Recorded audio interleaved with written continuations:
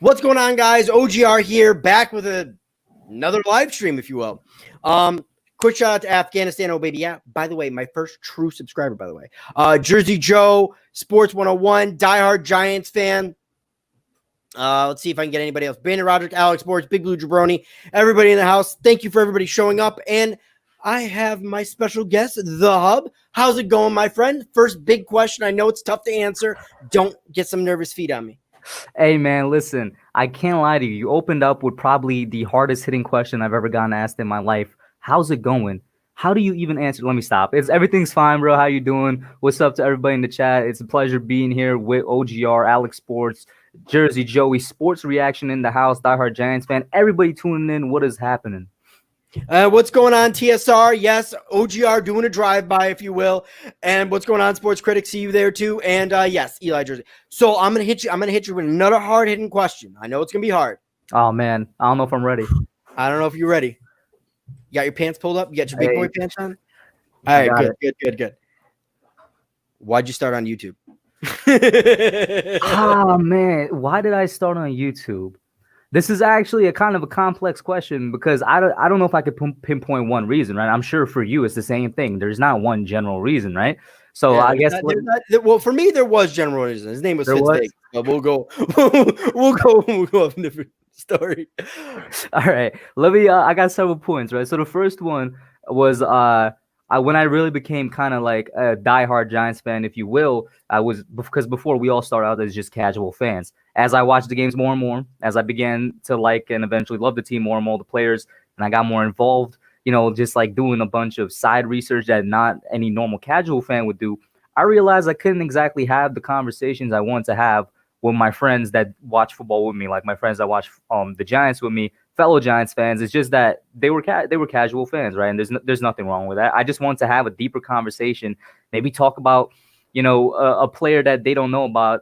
To use an example on this current roster, I don't expect any Giants fan to know anything about Benjamin Victor or to know anything about Rice and John or something like that. And to talk about, hey, yo, let's look at the schedule. Let's see how we're going to place, what's going to happen. I can guarantee you a lot of casual fans don't even know that we got a new head coach, right? So that was one of the reasons. Another reason was because I used to be a big fan of shows like First Take and Undisputed, Get Up, shows like that. And they're still to some degree very entertaining. Like every now and again, if I'm up early in the morning, I'd put on Good Morning Football because that's really the only one I could still manage to watch without cringing a bit and getting a little like, oh my God, what are these guys doing? But obviously they wear their welcome out when I'm like, all right, you know what? Respect to them because they're still doing their jobs, but you're covering like 32 teams in one league, like 40 teams in another league. You're covering so many teams, and obviously you're reading off of a script. You're not giving an actual opinion. You're not giving like an informed opinion most of the time. It's just, that cookie cutter stuff that you see on every other channel. I'm like, I can do better than this. And then I saw channels like yours. I saw channels like Tana's, Kid Blue. I'm like, all right, if they can do it, I can do it. And I guess those are like the three main reasons I kind of got on. Yeah. All right. That's cool. That's cool, my man. So I'm going to ask you another hard-hitting question.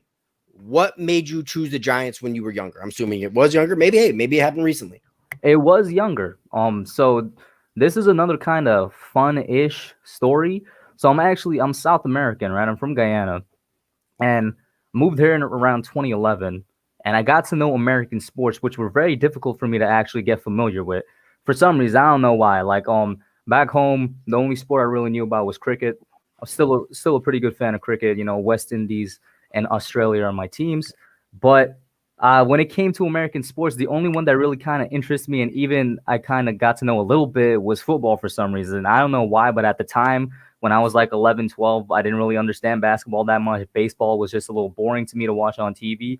So football was the first one that clicked. And it just so happened when I started, watching it casually was 2011. That was the last Super Bowl year we had. It was like probably the perfect time to jump in as a fan. And I'm like, I live in New York. Why not cheer for these guys? They go on to win the Super Bowl, and all of a sudden, I'm a fan. As the years went on, I went from being a casual fan, watching every now and again to watching every Sunday to then becoming like basically a religious fan to then becoming a diehard fan. So it just kind of goes back to being football was the first sport I kind of got to know, the first American sport, and the Giants happened to be the team that I got to know in 2011 because I lived in New York, and it was my man. I'm telling you, that's all great reasons. Exactly. I'm telling you, if that Super Bowl season was literally the perfect time for anybody to jump in as a young fan. Like, there's no other perfect way to be introduced to Eli and the Giants. Like, seriously. Yeah. He said worst time they've TSR goes, we've what does he say? Worst time they've sucked since then. But anyways, Noah Timmerman, what's going on? John Doe 209. Again, big shout out to my man TSR. If you guys don't know who TSR is, go check that man out. Same with the Sports Grid, same with Alex Jones. All good guys. Brandon Rogers in the house. Everybody's popping in. But all that being said, next question. It's going to go along the same question as I asked Bad Dog. In your lifetime. Now, I know you didn't get to go see the Dave Meggetts of the world, but your most underrated Giant of all time. Of all time? Of all time. Because I don't like to ask favorite Giant. I don't, I will ask worst Giant, but I don't like to ask favorite Giant. That's too easy. Your most underrated Giant. My most underrated Giant of all time. I'm gonna go with an O lineman because I love O lineman, and maybe he's getting more love now. And this is kind of, I don't know if it's a conspiracy theory, but I actually think there's a connection between, fans loving O-line more, positions that really don't really get this much attention, and the rise of Giants YouTube channels and football YouTube channels in general. I think there's a strong connection there. But over time, I would say maybe David Deal or Chris Snee, any of those guys from the offensive line from 08, 07 to 11, they never got as much love as they should have. Not that I could blame anybody. Once again, the spotlight was never on them that much. But without these guys, especially in 07, we would not have made the way all to the Super Bowl. We would not have won the Super Bowl.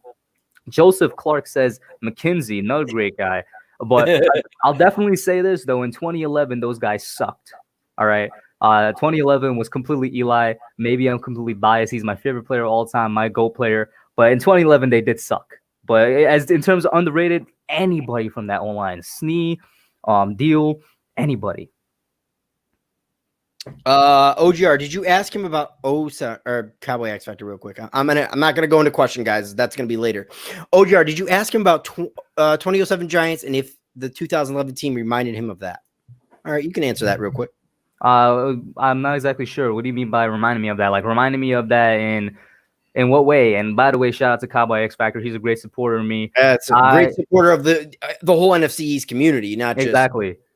I don't know. Crazy. I mean, I guess it reminded me of the 2017 reminded me.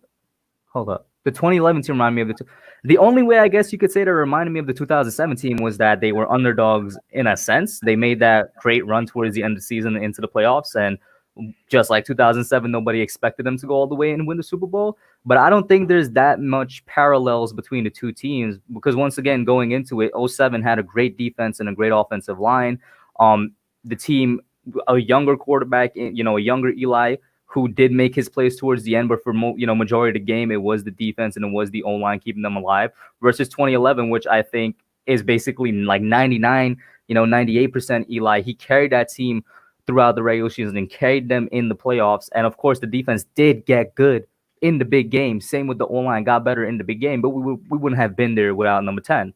So I guess the only way that 11 reminds me of 07 would be the underdogness of it and them going up against the Patriots. Maybe there's another way you could point out that's slipping my mind right now. Not right now. Yeah. But no, because, it's right now, everything's about you right now, So, and then we'll get into the questions. And that's why, I just happened to take one because it kind of just ties into everything. Mm-hmm. But as far as what does it mean, what is the lineage? What does the New York Giants mean to you? Like when you hear New York Giants, when you think Giants Ring of Honor, what does it mean to you?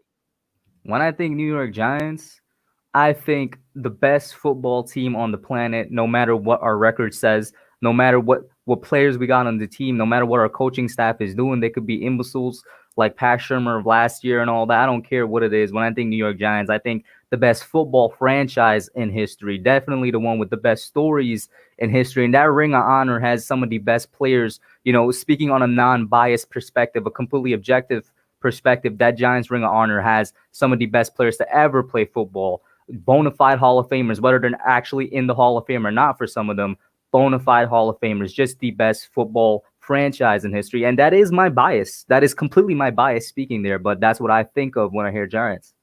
Now, maybe this is an obvious question, I've never seen a player get into the Giants Ring of Honor as quickly as Eli. Do you believe a year after retiring, Eli deserves it is going to be, because right now Mara says he's going to basically be inducted into the Giants Ring of Honor. Like this year, he's going to be inducted. I mean, I know he's the best franchise QB, and I think he's a Hall of Famer. You probably think he's a Hall of Famer, I'm going to assume. But hey, if you don't, you can make that argument too. But being that quick, do you agree with it? Do you disagree with it? I listen. You basically said what my thoughts are. I do think he deserves a Ring of Honor without doubt. I do think he deserves to be in the Hall of Fame without doubt. I just don't think he should be inducted into the Ring of Honor quicker than anybody else. Any other legend. I don't know if it's quicker than anybody else because I don't keep track of everybody. I just know Lawrence Taylor and Phil Simms took a little while, not crazy long, but took a little while. How long did Strahan take? I do not know that offhand. Because Strahan definitely took more than a year.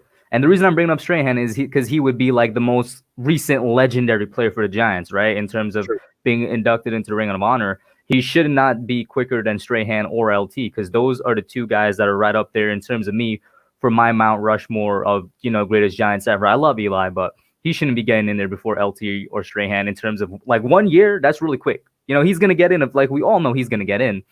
What's the rush? But when you and Strahan and LT, like LT in my opinion is the greatest football player of all time. Period. Strahan is the greatest defensive end of all time in my opinion. I know people could say Bruce Smith or whatnot, but I love Michael Strahan to death.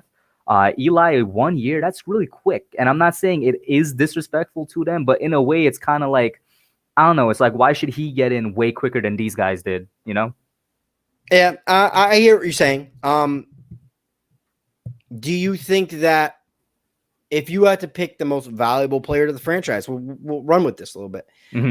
If you had to pick the most valuable player to a franchise of all time, is it Eli Manning? Because he plays the most important position and he's the most successful Giants quarterback of all time. Is that's why he's getting it. You're talking about over the entire course of Giants history? Yeah. That's tough because, well, first off, obviously I don't know everybody in Giants history, but let's go from like the 70s or 80s to now, right? It's going to be tough for me to argue for Eli against somebody that like grew up with LT and watched what LT did. Because from my eyes, Lawrence Taylor single-handedly turned around a losing franchise and got them to that defense also obviously, but it was LT and Parcells and Belichick that got that defense running. Mostly LT completely redefined the position. Before I'm not saying the Giants were a great team before LT got there, but in a little bit of the offensive defense, a little bit, if that makes any sense. They were a decent defense before LT got there. Now, LT pushed them over the top and pushed them into what was an elite defense. Yeah. But they were still like when LT got there, they were still good linebackers there. You still had Carson. You still had guys like Brad Van Pelt, and then eventually you added on guys like Gary Reasons, Pepper Johnson, and because the Big Blue Wrecking Crew. I mean, Giants are known for their linebackers, and it's kind of sad now. But yeah. So I can say that about Eli a little bit too. Like in terms of the defense's defense, right? The Giants had a pretty established offensive line, or at least they built upon it once Eli got there. Of course, we know that they had good weapons. That being said, Shockey and Tiki, they did leave for the Super Bowl runs, but the offense was pretty good before Eli got there. Would you agree? Yes. So it's just that I don't know. I find it hard to argue against the greatest player of all time. I really do view LT as the greatest player of all time, and so do I. And it's not Giants. It's going to be tough. If he would have played for any other franchise, absolutely. Exactly. I don't know. I actually don't know if I have an answer to that question because for me, it's putting up my favorite player of all time against the GOAT. And I will just have to go on the GOAT's side because there's a reason he's considered a GOAT. And I think that makes him, almost automatically the MVP of the franchise. But of course, you look at what he did for the team in his run with it. Brandon Rogers, I'm going to touch on this real quick because I want to ask him one more question before we get into the actual questions. He says, I'll just put that up there, which is just easier. I do think Eli gets in the Hall of Fame, but I think is a very legitimate argument for him not to be.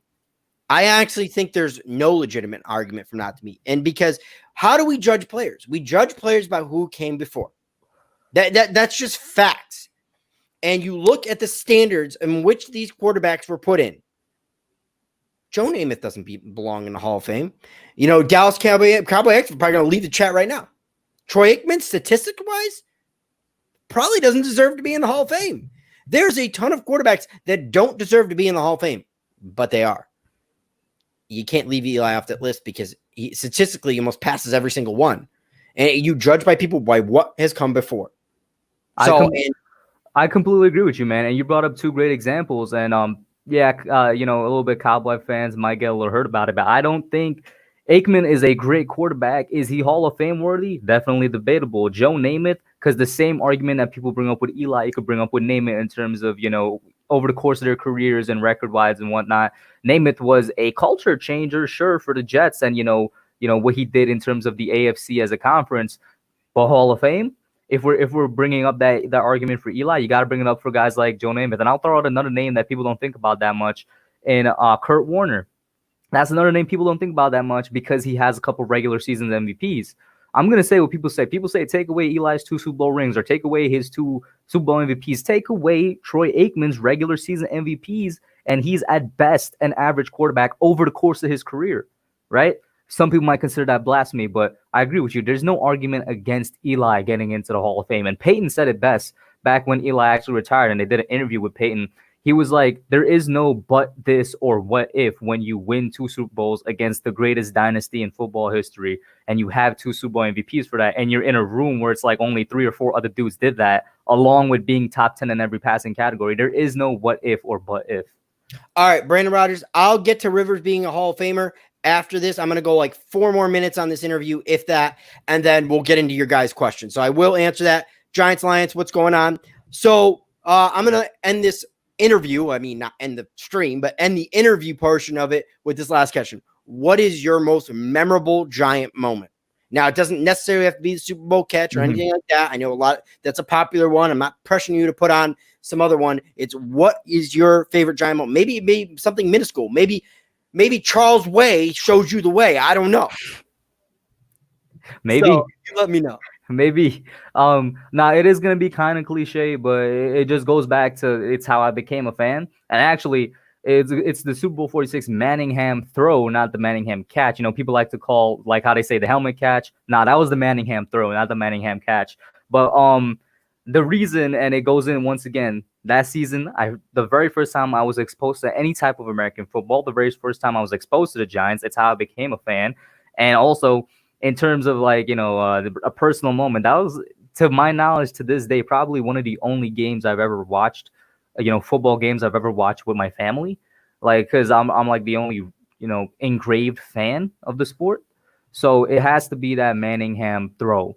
Because it's like people said, once that happens, you just got so much momentum on your side. You got so much belief in you that they're gonna win this big game. Okay, I like it. All right. With that all being said, great interview portion, man. You answered those questions well. A lot of people would have stumbled and bumbled, but you made it through. I'll tell you what, man. I actually had a script pulled up right here. I read your mind a little bit. I was like, I can't be stumbling and bumbling. I know he's gonna hit me with the hard ones, so I had to look into the future. I got the script and I wrote down my answers, man. I'm telling you, these are some hard hitters. All right, so we're gonna start off Brandon Rodgers' question because he asked it earlier. But is Philip Rivers a Hall of Famer? In my mind, yes. Statistically, he belongs there. And yeah, the winning's not there, but it's like, what do you measure? Statistics or wins? He was very good regular season quarterback and led some, playoff teams. Now, a lot of people will give him credit for, the whole LaDainian Tomlinson thing and whatnot. But I mean, the man did play a playoff game on what was a snapped ACL. So I will give him credit where credit due. Nobody gonna say that Philip Rivers is a win. And I that sorry to take it too far, but that 2004 class is one of the best quarterback classes of all time. I don't think you're taking it too far. If people, the only class you could put ahead of it or even debate about putting ahead of it, it was the one with Marino and those guys that came out. What was it, like in the 80s or something like that? I don't exactly know. I think it was 84. I'm pretty sure it was 84. I could be wrong. Look at that, like 84 and 04. That's no coincidence, I'm telling you.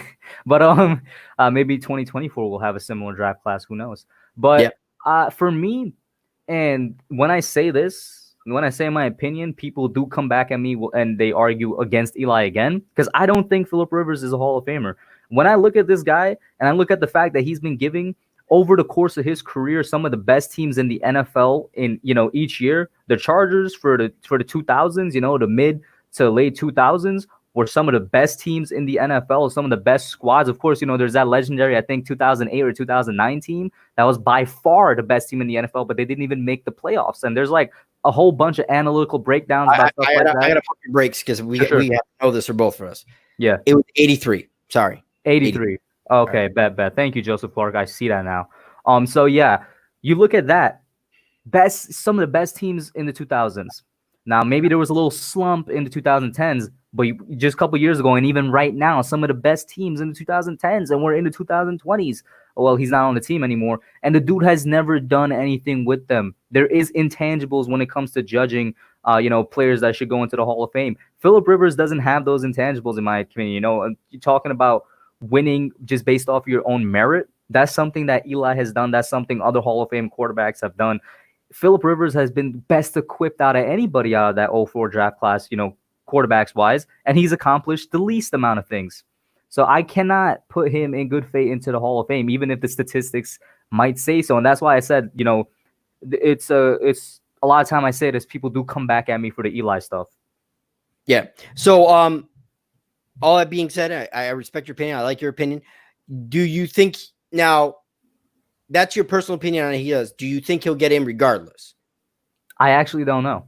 And I'll tell you what, I don't know, because I do recognize that it is kind of easy to get into the Hall of Fame these days. I don't know if you share the same opinion. I do kind of recognize that. People is going to keep coming back to number 10 because people always say, oh, Eli's going to get into the Hall of Fame because it's easy to get into the Hall of Fame now. I think he's going to get into the Hall of Fame based off his own merit. Maybe Rivers is going to get into it because it is easy. And I hate using that word, right? Maybe I'm not using the correct description of it, but maybe he gets into the Hall of Fame because of that and because of, of how long he's played, because he was part of that 04 draft class. I like you said, my personal opinion, he doesn't get in. I actually don't know if they put him in, but I wouldn't be surprised if they do.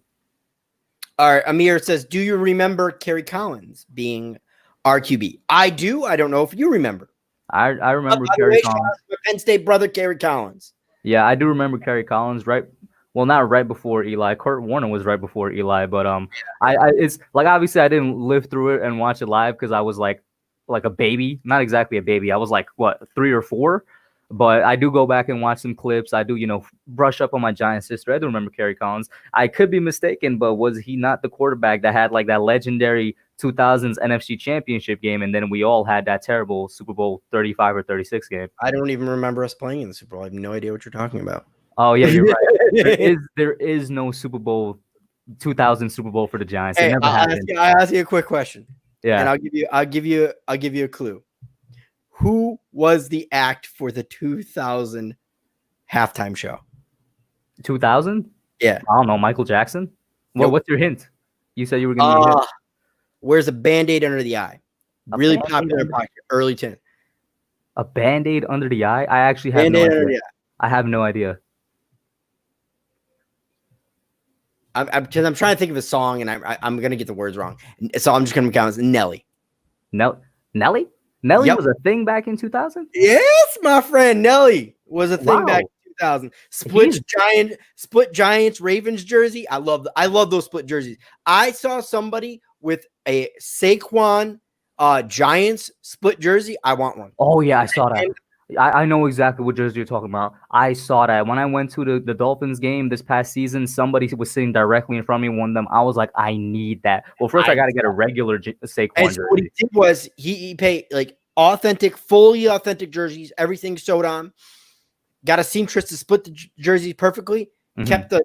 Kept the Saquon Penn State Giants one, and then sold the other one and made back what he did because it was a custom. So he charged and people are they're gonna charge a lot for that. But I gotta get a regular Saquon jersey first. My aunt's a seamstress, so she could do that no problem.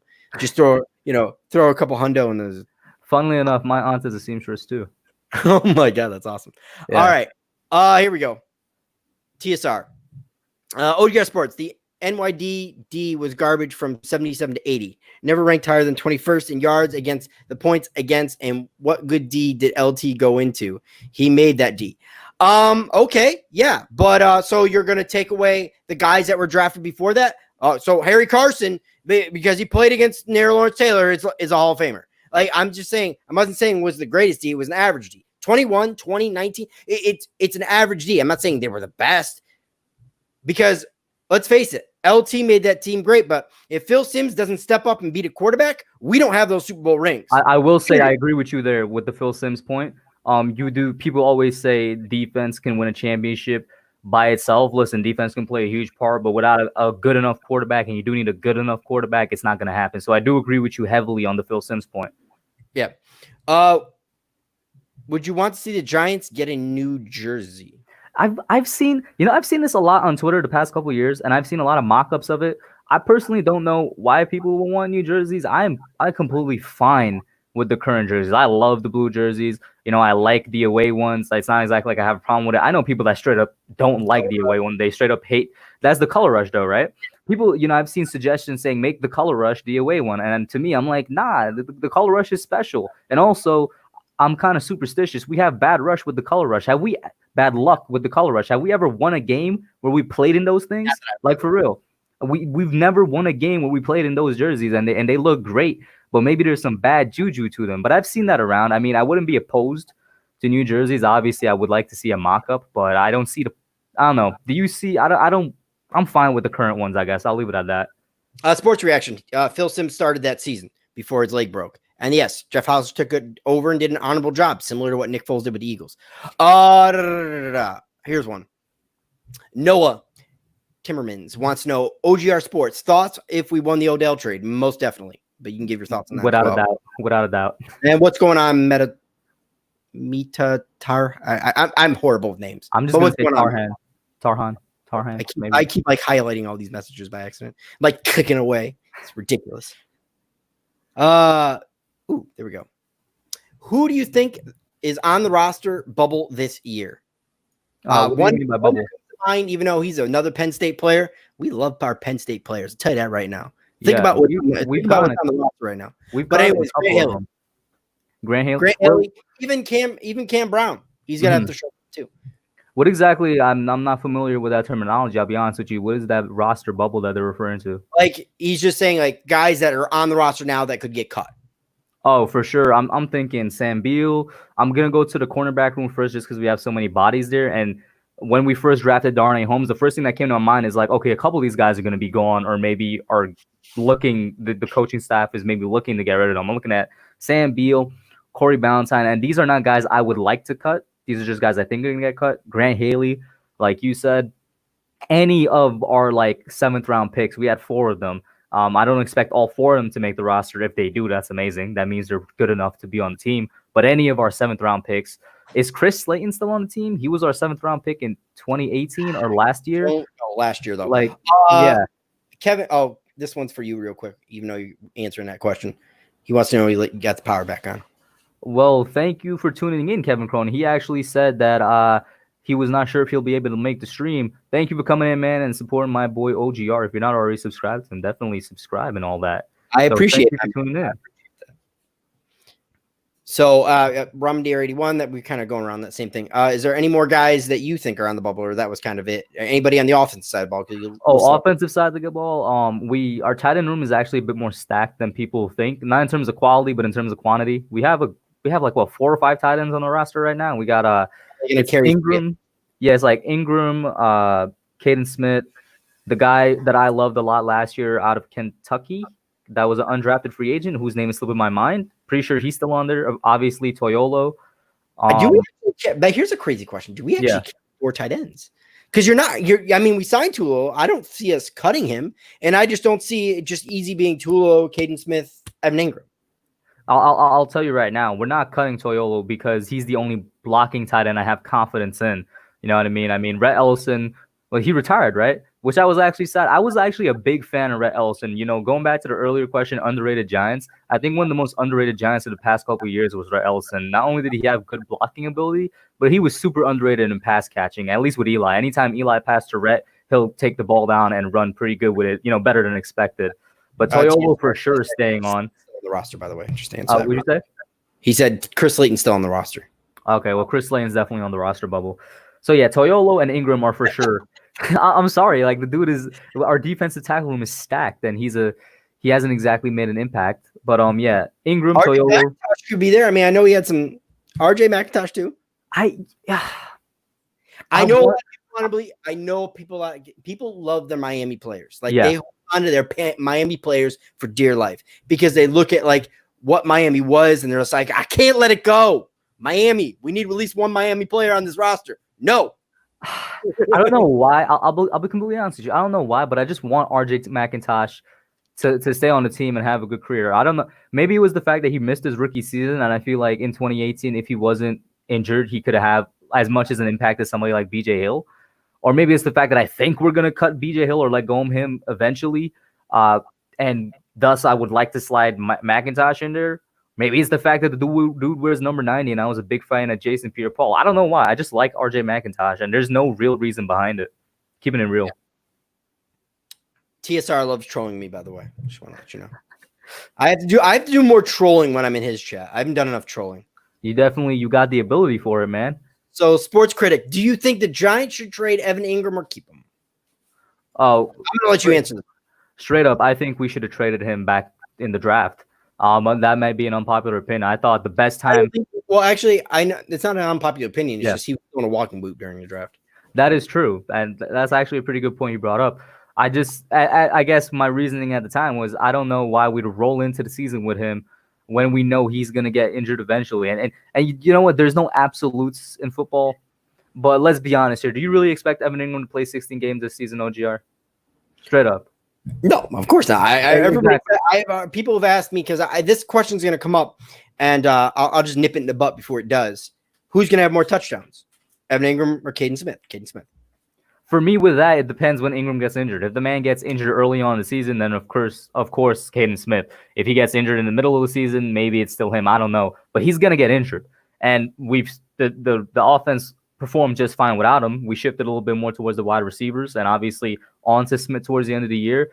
And I feel like Smith is. If I'll put it this way, if Jason Witten, who is not a top 5 tight end in the history of the NFL, was good enough to be in that Dallas Cowboys offense, but people consider him a top 5 tight end in the NFL now because of his production and the way he worked in that Cowboys offense, then Caden Smith is somebody, in my opinion, good enough to work in what is going to be the Giants offense, obviously the Cowboys-style offense that Jason Garrett is bringing. Actually, I didn't know all this about Ryzen John because I don't know enough of it. I want Ryzen John to make the team, 6'7", 237, 11-inch hands, ran a 4.56, and his coach says he specializes in routes. We need that red zone target. I've actually heard that the coaches might be looking at putting Ryzen John at tight end because of his immense size. Now, if they keep him at receiver, that's going to be a major plus. If he's good enough to make the team and the dude is that receiver 6'7", is there any taller receiver in the league right now? I don't know. I don't think so. Off the top of my head, I can't name anybody. But if he comes in and let's say he's somehow as an undrafted free agent is a good number 4 wide receiver, that's an amazing thing. It's just that the dude played in Canada for one, so obviously a lower level of competition. And even, in Canada's college sports league, I think he was like a D2 school even there or something like that. So it's really hard to judge talent and production when you're playing at that small level. He could be what he was, which was basically a man amongst boys over there, but he could also just be a dude that performed really well in a league that's not really comparable to like the American college football. So what else? I saw one other question here. Just looking for it real quick. All right. I think we kind of answered this one, but we'll answer it again. So he wants to know which undrafted free agent would you like to see make the roster? Me, it's I've not answered this question numerous times, roundtable, whatnot. Benjamin Victor. Yeah, it's Ben Victor for me too. I mean, I had the guy, I mocked him to the Giants in one of my mock drafts because I liked him so much as a fit. And we got it. My opinion is a steal in an undrafted free agent, Benjamin Victor. Dude should have been drafted straight up. He's the John one. Doe wants to remind you that Ryzen John was a leader in his division and was projected the first round CFL in Canada. And that actually gives me a bit more confidence in him. But then I do have to ask again because I don't know that much about the CFL. Like what would you compare the CFL to in I guess the American football? Like would you? I know it's not comparable to the NFL, but if it's comparable to the NCAA, then maybe the dude has a pretty good chance of being something. I don't know what the CFL would be comparable to. Put it this way: the way I look at it is, if you put a CFL team against an NCAA team, I think you have a good matchup on your hands. Now, a lot of people may disagree with that, but there's our guys that go from, that have played in college and are not good enough to play in the CFL. So Johnny Manziel being one of them. Yeah, that's a good one, actually.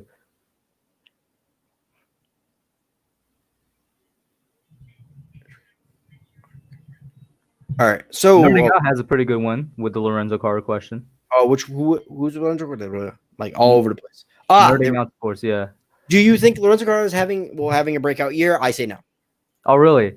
I do think he will. Not because like everybody wants him to be this pass rusher, and with the multiple front scheme, he's a third round pick. I just see him not reduced to a backup role, but I'm just saying a solid starter. I see a solid starter and more of an outside linebacker in a 4-3 scheme. Mm-hmm. I see him having a breakout year in the sense that I think the dude can get us at least 8 sacks, or maybe even his ceiling is 8 sacks. And also a breakout player in the sense that I think he's going to be used in multiple positions. The guy was lined up at outside linebacker, inside linebacker, and defensive tackle last year. That last one really surprised me when I looked into it, because I made a video. I was like, Lorenzo Carter, if there's any year you're going to break out, it's going to be now. Otherwise, you're off the team, bro. Because in my opinion, with draft picks and all that, I think by the third year, they kind of establish who they are, is my 3 showing. By the third year, they kind of establish who they are. Obviously, there's some exceptions that right out the gates are, amazing, and the ones that do it later on in their career. But I think Carter could have a breakout year. You go to the coaching staff when he got the guy that coached him at Georgia. At the time, he was the outside linebackers coach for Georgia. Now he's the inside linebackers coach. And I do think Carter's going to play some at inside linebacker. We got Brett Bielema at outside linebacker, who was a great coach for the Patriots, but he coached their defensive line. I think he will translate well. And obviously, Carter's going to be playing snaps at outside linebacker. And you got Coach Chaos at defensive line coach. And I do think they're going to line him back up at defensive tackle a couple times this year, because Lorenzo Carter is pretty underrated when it comes to run stuffing. And when he did play at the defensive tackle, he had good numbers. I think if he's not going to get us that 8 sacks that I want him to get us, he's going to be breakout in the sense that dude is going to be seen all over the field. I'm going to say John Joe 230 right now is the biggest Rice and John fan you'll ever meet in your life. I just wanted to throw that up there for you. He said, even though they knew he signed with the Giants, the Calgary Stampeder took his rights in the third. I heard about that. When I actually first looked up the undrafted free agents thing, I was like, we technically got somebody that's already drafted in the CFL. I don't know how that works out, but I did hear about that. Sports Radio. Who do you think? Who on the Giants do you think will improve the most next year? O'Shane Ximenez for me. Does he mean?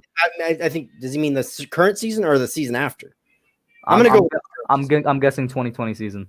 I'm gonna say O'Shane Ximenez because I think the biggest step up needs to be somebody on defense. So I'm really hoping O'Shane, because quite frankly, it's kind of homerish for me. I predicted O'Shane to be our 3rd round pick. I remember Kid Blue and J-Zack in the Red Zone were covering the draft last year, and I was like, 3rd round pick, O'Shane Ximenez. You watch. Sure enough, it was O'Shane. Well, look at that. We got Nostradamus over here, man. That's spot on. I wasn't telling the future. Maybe he was telling the future earlier in the video. But for me, it's also on defense. And if he's still on the team, I'll say DeAndre Baker. With the key point being if he's still on the team. I fully expect him to still be on the team. I just don't know how much playing time he's going to get. Can you talk about missing so much time, with the meetings? Now I'm talking about not before this whole thing. Now he's missing a lot of time with the meetings and the playbook and the coaches. Who knows how much playing time he gets? If Roger Goodell continues to be as hard as he is, he might get suspended. But let's say in a perfect world, DeAndre Baker is somehow our starter week 1 or week 2. I think he's going to have the biggest jump because I think he fits this defense way better than he fit on Betcher's scheme last year, where they really did kind of play him, not out of position, but out of where he was doing where his bread and butter was in college. All right, here's one from Noah. Noah wants to know, OGR Sports, are you guys mad that we took Ingram and could have snagged TJ Watt? Yeah, hindsight's 2020 though. No, I'm mad we took Ingram and we could have had we really need the pass rusher. OGR, I'll tell you what, I'm mad we took Ingram and we could have had Ramczyk. I would rather Ryan Ramczyk. I think a lot of Giants fans would. For me, it's Ramczyk too. Yeah. So TJ Watt obviously would be great, but like Ryan Ramczyk, of course, there was rumors apparently the Giants wanted, or not the Giants, that what's his name, Ben McAdoo wanted to trade up and get Patrick Mahomes. Like there's so many players in that draft apparently we were linked to or we could have taken that have Ingram is a good player and all, but not worth it. Yeah. So this is a little bit off topic. I don't know how big of a UFC fan, but I will because TSR is. He knows I am.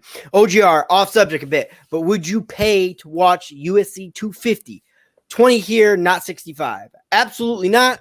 Even though I do love myself Sean O'Malley, I'm not paying $65 for Sean O'Malley because the card really isn't worth it. I expect Nunez to dominate her opponent.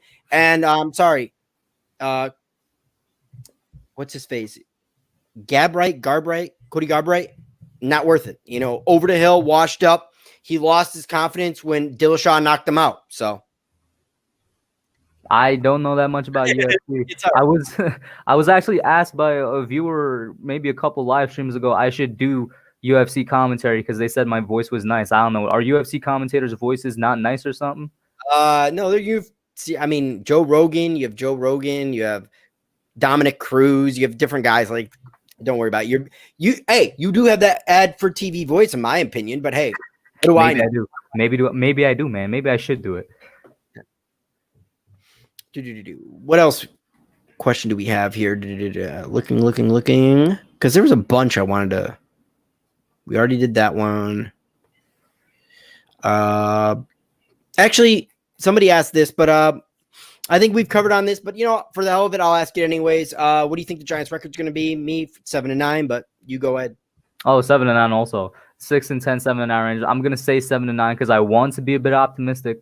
I'm feeling a lot better going into this year than I did at the end of the last season. I mean, I don't know. The Giants, they could be really a dark horse in the team. I think in the league, I think for sure we got 4 wins down. 2 against Washington, that's almost guaranteed. 1 against Cincinnati and 1 against the Browns. I really do think the Browns are gonna be the Browns. And what's up to Kid Blue?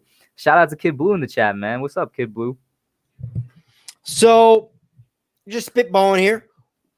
What is the toughest Giants question that you've had to answer going into the season this year? Like, what is the hardest question you've received that you've really not been able to give clarity of an answer, or what you feel would be clarity of an answer? I know that's a tough question, but I thought I'd go. That is kind of a tough question. What would you say to that question? I kind of need a little bit of time to think about that one. I don't know.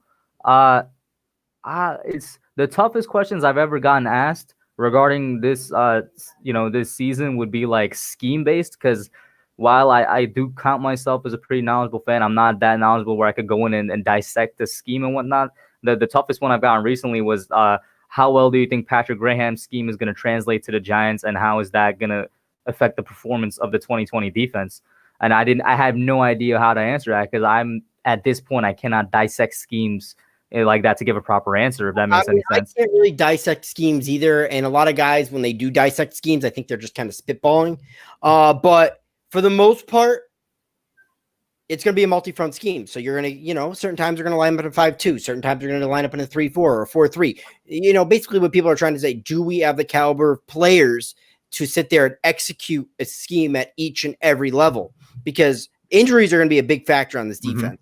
Especially with the guys that like Jabril Peppers. McKinney can play multiple positions, or Aspie played multiple positions in different schemes. Somebody like Lorenzo. Somebody even like Julian Love. Yeah. So that it's those guys. Like, can the guys that are going to be used the most or potentially used the most, can they stay good? And by the way, OGR has a 28-year-old over the hill. Yeah, in UFC, 30's over the hill. So no, not that troll as you may think, my friend. Joseph Clark has a pretty good one.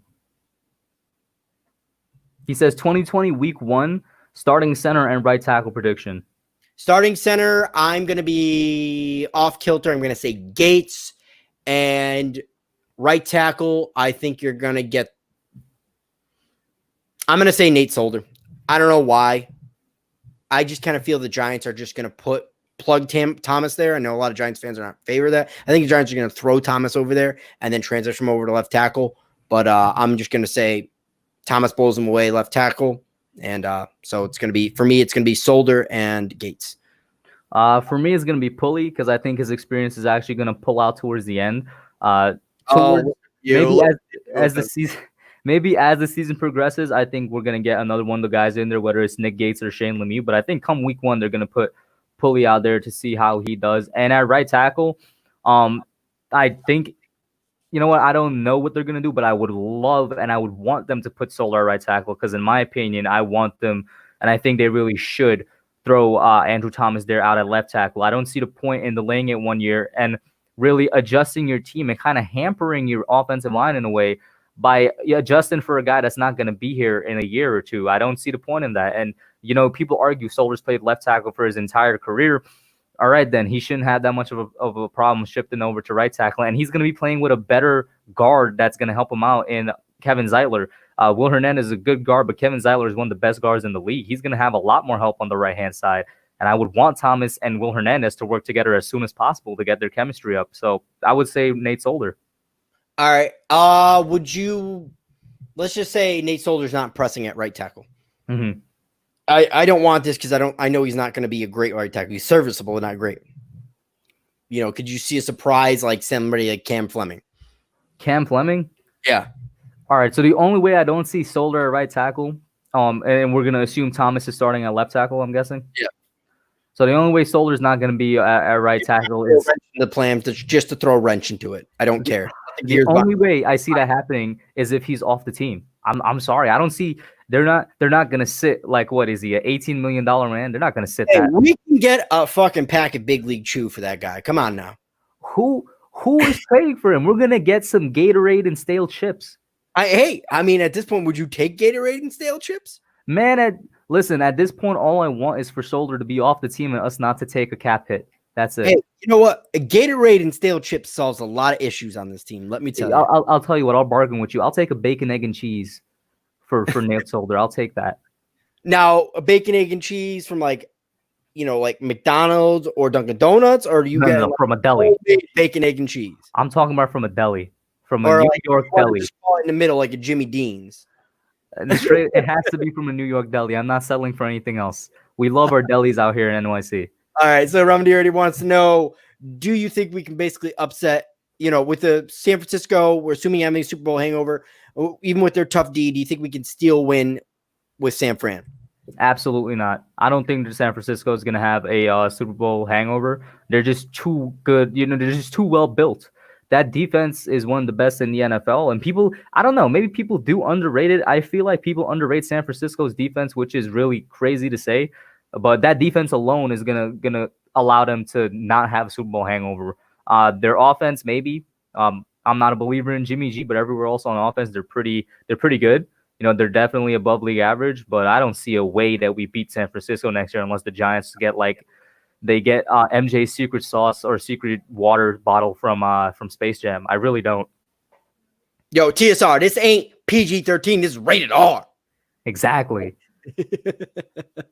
Okay, so Calvin wants to know, what team will the Giants upset this year and why? I say the Rams. I see the Rams on the downtrend. I think it's a team that's going to be ready for the picking, if you will. Nobody's going to be picking us to beat them. Everybody's going to still give the Rams the credit. We're going into LA, coming across country, probably going to be a 5, 6, 7 point underdog.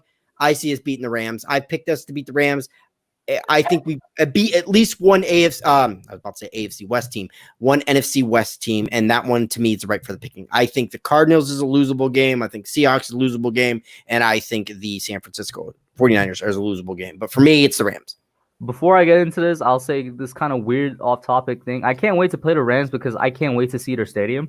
I don't know why. Maybe it's because I did study a bit of engineering in high school, and I just love new concepts for NFL stadiums. And I gotta say, the Rams and Vegas Raiders stadiums are some of the most beautiful pieces of architecture I've ever seen in my life. So I can't wait to play the Rams just for that. But and this question in general, people might not like this, but I kind of have 3 answers, if that makes any sense. One of them is the Browns. If you think they're gonna be good, then we're gonna accept them. Then we're gonna upset them because I think we're gonna beat the Browns this year. The reason I think we're going to beat the Browns is because I don't think they're going to be good. I think the Browns will be the Browns. But if somebody considers them good, then that could be an upset. Another one would be the Eagles. I fully believe we can beat the Eagles this year at least once because we should have beaten them like 2 out of the 4 times in the past 2 years. But Sherman just forgot Saquon existed in the second half. And I don't think that's going to happen again this year. Definitely. With a better offensive line and a more competent head coach, Saquon's going to run them into the ground at least once. And then the third one would be week 1 against the Steelers. I feel like out of the 6 games that we're starting out with, And that starting 6 games, those first 6 weeks is the hardest part of the schedule. Steelers is the game that we could really make a steal on, if you want to say that, because Big Ben is older. He's always been one of the most injury-prone quarterbacks in the league. I think is going to show this year, both his injury proneness and him being older, and because of the fact that both teams are coming out of the weird offseason, so they're kind of going to be on a little bit of equal footing, so to speak. That in terms of preparedness. Jeff Scott's got actually another good question. Do you think Soldier might surprise at right tackle since he's been playing? He'll be playing next to another vet like Zeitler. Yeah, actually, Joseph, I don't know if you heard when I was talking about why I want Soldier to go to right tackle. That was one of the reasons. I said he's going to be playing against a better guard and one of the best guards in the league in Kevin Zeitler. He should have no problem succeeding at right tackle. So I wouldn't be surprised because that's one of the reasons I want him to go over there. Joseph Clark, the reason why I don't think San Fran is the best team this year, in my opinion, is because I don't think they have a look of a dynasty because I don't trust Jimmy Garoppolo. Yeah, I agree with you. They're going to be a good team. I won't say the best, and I agree on the dynasty part too. I don't trust Jimmy G. Yeah, he could still prove me wrong, but as right now, he's not dynasty material quarterback. And I don't think you need a Mahomes to have a dynasty material quarterback. But you need to have consistency. And right now in his career, injured, okay. It's like there's no consistency there. If he becomes more of a consistent quarterback under Shanahan's system, great. But I think a lot of these schemes just get solved. Like everybody, talks about, McVay's genius. I just saw an article today of showing the San Francisco game and how they solved McVay's system. So, and McVay got exposed in the Super Bowl and the Rams had a bad season. Is that because of injuries or whatnot? But it just seems like some of these, I'm not going to say every coordinator that gets a job is gimmicky, but it's just like they can't adjust, they need to learn to adjust, basically. I will say this, though. They definitely have a dynasty caliber defense. That defense is no joke. And kind of a question to you, OGR, is there any quarterback in the league right now that you could see that could probably turn the 49ers into a dynasty, whether they're signed by a team right now or not? For example, like Cam Newton, he's not signed. Or maybe because we don't know where these quarterbacks are going to be next year. Trades happen all the time. Releases happen all the time. I'm trying to think here. It would need to be a quarterback that's like promising that is currently on a roster and an other team may give up on him for whatever reason. Like, see, I want to say like Jordan Love. Mm-hmm. I'll say Jordan Love. And the only reason I'll say Jordan Love is because if there's any sort of pretentiousness, and let's say the Green Bay Packers are doing really good, and just Jordan Love goes at Aaron Rodgers going, there's bickering, and Jordan Love, trades away. I could see San Francisco, especially say if Garoppolo goes down, like it would have to be a perfect storm, and then he just goes to San Fran and just proves everybody wrong. Like I'm just spitballing because honestly, there isn't one. There really isn't one. It's interesting you said Love because my answer to that question would have been Aaron Rodgers because that's somebody I think that could very well be off the Packers within the next few years. And while I think he's not Aaron Rodgers of like 2016, he's not that bad man anymore. I think he would be good enough to maybe give like 3 or 4 years to the 49ers and make something happen. I don't actually think he has a career of 3 or 4 years. I think Aaron Really? Rodgers. I'm not saying shot. I'm not saying Aaron Rodgers is washed or anything like that. I just don't. I think Aaron Rodgers' body is breaking down. I can say, yeah, that's what I'm saying. Shot. Like I think Aaron Rodgers is, like I said, he's not what he once was, and he's almost at that point where I would call him a shot quarterback, which is like, yeah, what you said. Physically, he can't do what he can anymore. I think the Patriots are going to tank and get Trevor Lawrence. Certainly possible, but I just don't. The problem is, here's the problem with the Patriots and Tampa Bay Buccaneers, and here's what everybody's going to be watching throughout the league. And it's probably best for both those careers. Each team doesn't have success, and I'll tell you why. Everybody is going to be staring at the Patriots. How are they doing without Tom Brady? Well, how is he doing without Bill Belichick? That's going to be a dynamic that everybody's going to be pointing at in this league. It's just going to be a total dynamic. If they both have bad seasons, we can say they did it together. And I think it's the best for both their careers right now because, if Tom Brady goes to a Super Bowl and Belichick goes 6-10, like we're just going to be like, oh, it was because of Tom Brady. Mm-hmm. So I kind of like the mystique there. I don't know if that makes any sense. Like I just like the mystique of, both them being equal proponent to what ultimately propelled those teams to those great years. Even though I can't stand the Patriots, and I especially can't stand Patriot fans. Not to make fun of Bobby. I love Bobby with the Black Baby. Yeah. So that question, honestly, Alex, I don't know. You never know with the Patriots. They could come out and they can turn Stidham into a good enough quarterback where they go something like 8-8 to the 10-6, type of season, and then maybe they very well do tank for Trevor. I don't know, man, because Belichick is a genius, and I'll leave it at that. We have no idea what's going on in his mind. No, we don't know. See, the problem is Belichick's one of the smartest head coaches of all time, and he's definitely a genius. But I don't know if he can scheme his way out of this one. Like, I mean, it was an honorable job what he did when Brady was suspended for those games, and he was able to bring in Garoppolo and all those other guys. But it's just like, to me, I don't know. It depends what type of quarterback you think Jared Stidham can be, because I just don't see them having this elite offense. And if that Patriots offense can put up 20, 21 points, they're going to do a lot better in that division. They're going to, because that defense is still good. Mm-hmm. Well, I'll say this, right? If he can't scheme his way out of it, then the smart move would probably be to tank and get Trevor for the future. Maybe, I don't know if you agree with that, but maybe that will be the smart move. If Belichick to himself realizes, yeah, there's no way I can make this work, or maybe even McDaniels realizes, bro, there's no way like we could try and get this offense to score more than like 18 points a game. In my opinion, the smart move would be go Trevor, man. So I'll just bounce this off of you real quick. Do you think Trevor Lawrence is the real deal?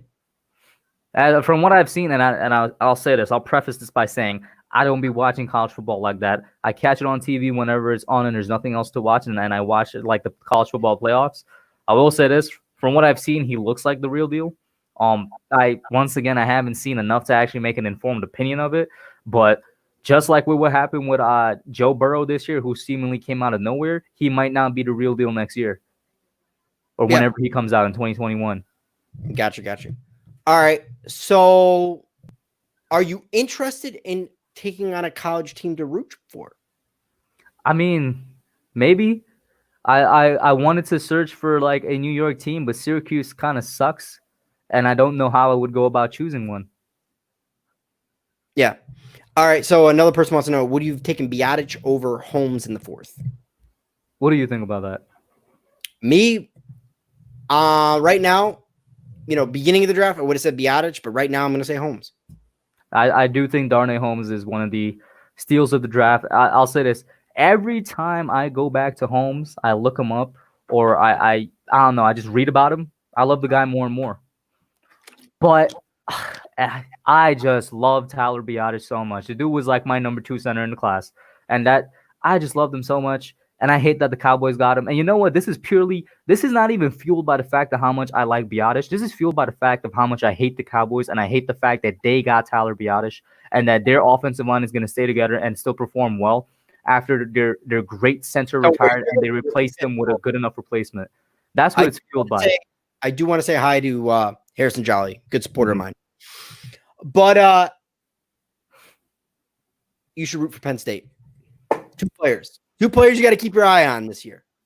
Micah Parsons and Pat Freiermuth.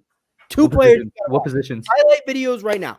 Pat Freiermuth plays tight end, which is going to be in for the Giants coming up pretty soon here. And then we're going to have Micah Parsons.